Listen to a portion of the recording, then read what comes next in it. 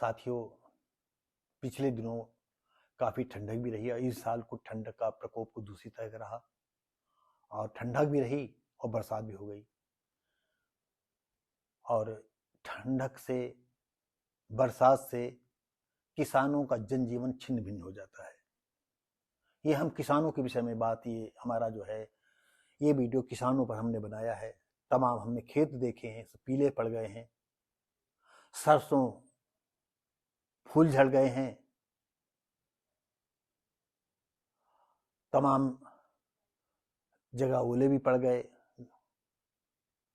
काफ़ी फसलें बर्बाद हो गई हैं। आपको बता दें कि जो है रेत पर जो है लौकी है, कद्दू है, तरोई है और तरबूज हैं, खरबूजा हैं, ये सब बोए गए। सारी की सारी सब फसल वो चौपट हो गई। लेकिन उनके इस दर्द को कोई देखता नहीं, उनकी मेहनत को कोई देखता नहीं है। अब तक हम ठंड में आपको बताएं, मैं पिछली वीडियो में कह चुका हूँ, मैं प्राइम मिनिस्टर से भी कहना चाहता हूँ और योगी साहब से भी कहना चाहता हूँ कि इन जानवरों का कुछ करें। क्या इंसानों से ज्यादा ही जानवर प्रिय हैं? अरे इस ठंडक में कितने मचानों पर ही लोग ठिठुर करके मर गए ठंड लगने से। क्या ये हमारे प्रांत सरकार और केंद्र सरकार को नहीं दिखाई पड़ता है? जब आदमी यहाँ कमरों के अंदर रजाई पर रजाई ओढ़े रहता है, तब वो बेचारे मचान पर रहते हैं। हवा इधर चली आ रही, सनसनाती हवा उधर चली आ रही है, सारे कपड़े पहने हुए हैं, रजाई ओढ़े हुए हैं, फिर भी ठंड से ठिठुर रहे हैं। पता चला कि जानवरों की आवाज आती है, वो टार्च से देखते हैं और जब नीचे उतरते हैं तो नीचे काले सांप हैं, जहरीले सांप हैं, ये सांप हैं।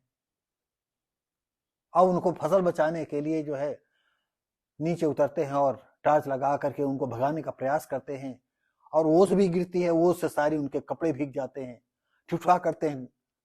क्या ये इनकी संवेदना किसी के दिल में नहीं है? अरे चाहे जितनी बड़ी फैक्ट्री बना लो, चाहे जितनी ऊंचाई पे उड़ो, लेकिन खाना तुमको किसान के अन्न का पैदा ही किया हुआ जो अन्न खाओगे तभी जिंदा रहोगे। जानवर से जो दूध आता है उसी पर फल फूल सब्जी दाल चाय बनाओगे, उनके लिए, तुम्हारे लिए नहीं है। हमने पिछली वीडियो में और इस वीडियो में फिर मैं कह रहा हूं कि मैं योगी साहब से कहना चाहता हूं कि आप ये देखें कि पूरे यूपी में गौशालाओं में कितने जानवर हैं, सही जानकारी मिले और उन गौशालाओं में अब तक कितना पैसा खर्च हुआ है और एक जानवर पर कितना खर्चा आता है। अगर ये आप घोषणा कर दें कि जो किसान 5 जानवर पालेगा, 10 जानवर पालेगा, तो उसको जो है उस हिसाब से जो है पैसा दिया जाएगा, आप देखिए ये सारी समस्या ऑटोमेटिक सॉल्व हो जाएगी। लेकिन सबसे बड़ी समस्या ये है कि जैसे बछड़ा है, अब खेती किसानी बछड़ों से हो नहीं रही है, तो कब तक पाले रहेंगे उसको? हमने एक छोटी सी सलाह मैंने दी थी कि जितने ये जानवर छुट्टा हैं, अगर उन जानवरों को ट्रकों में लाद करके हम अपने नेशनल पार्कों में छोड़ दें, क्योंकि जो जंगली जानवर हैं, शेर हैं, तेंदुआ है, टाइगर हैं, भेड़िए हैं, जंगली कुत्ते हैं, ये लोग गांव के जानवरों में नोच करके खा रहे हैं जो नेशनल पार्कों के करीब है। चाहे कूनो पार्क हो, चाहे ये पार्क हो, चाहे वो पार्क हो, कोई भी पार्क हो देश के, वो गांव तक आ रहे हैं। भूख उनको खाने को नहीं मिल रहा है। तो हम नहीं चाहते हैं कि जो है ये शब्द आपको अच्छे लगेंगे, लेकिन आप सोचो तो क्या इन जानवरों से जो किसान खेतों में रात रात भर मर रहा है, वो खेतों पर ठिठुर करके मर रहे हैं, क्या वो ज्यादा अच्छा है?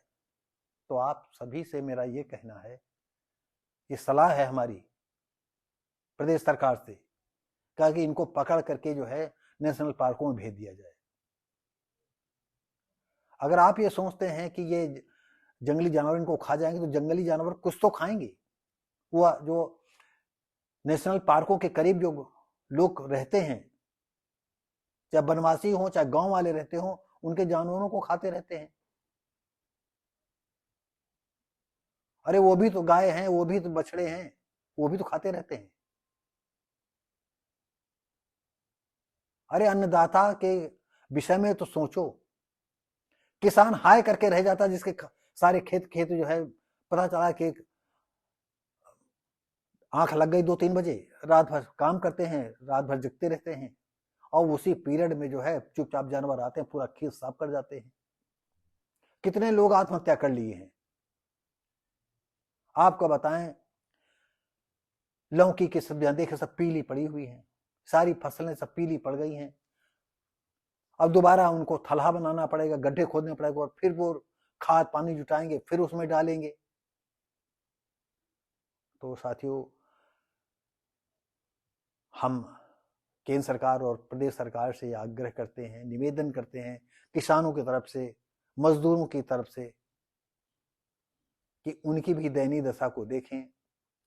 अगर अन्न नहीं पैदा होगा तो कोई जीवित नहीं रहेगा, और धरती पर कोई भगवान नहीं है जो तुमको भूखे को जो है पेट भर सके। धरती पूरी दुनिया में कोई ऐसा भगवान नहीं है, ना भगवान है, ना गॉड है, ना अल्लाह है, ना और किसी धर्म के, कहीं कोई मदद नहीं करने आएगा। भूख मिटेगी खाना खाने से ही। अन्नदाता के काम करने से जब अन्न आएगा, उसी से, चाहे आप एरोप्लेन पर चलते हो, चाहे आप चीफ मिनिस्टर हो, चाहे कोई मंत्री हो, चाहे गवर्नर हो, चाहे डीएम हो, चाहे एसपी हो, चाहे कोई अधिकारी हो, चाहे छोटा छोटा कर्मचारी हो, जब तक अनाज नहीं खाओगे तब तक जीवित नहीं रहोगे। तो उनकी दयनीय दशा को का देखने का, कहने का, ये पेपर वाले निकालते तो हैं। कभी कभी तो जो है छुट्टा जानवरों की वजह से लोगों कितने एक्सीडेंट हो गए, कितने एक्सीडेंट से मारे जाते हैं।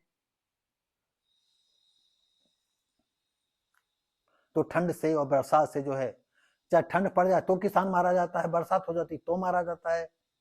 भाई ये आज से नहीं, सदियों से चला आ रहा है मैटर।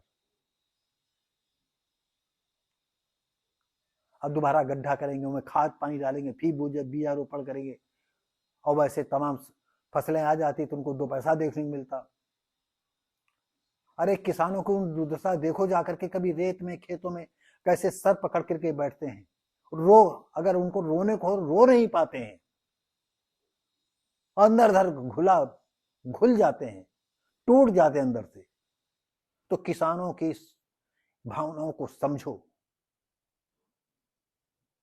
अब ज्यादातर जो है बहुत जल्दी ही गाले में, रबी की फसलों में गाला आ जाएगा, बालियां आने लगेंगी, और ऐसे पीरियड में जिसकी खेती चल जाएगी उसके दिल से पूछो कि क्या होगा।